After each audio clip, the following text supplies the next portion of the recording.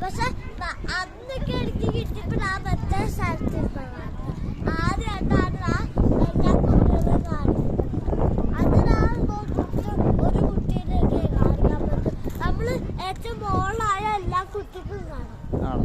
ആദ്യമായിട്ട്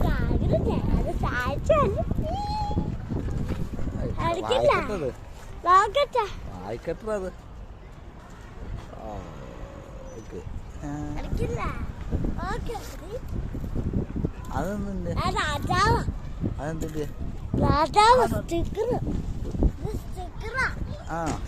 രാജാവ് ഇപ്പൊ ഞാനാ ടേബിളിന്റെ മുതലാളി.